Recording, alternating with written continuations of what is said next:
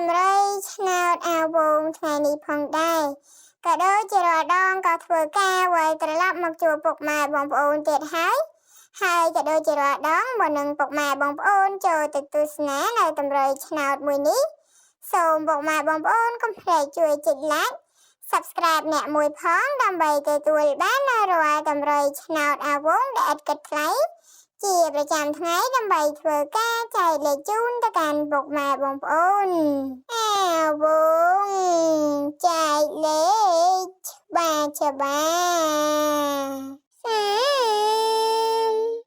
កូដអាវង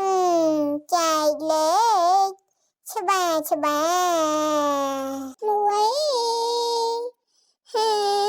កូដអាវងចែកលេខច្បាស់7 69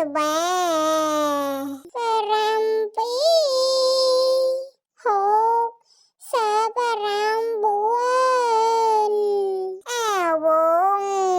ចែកលេខច្បាស់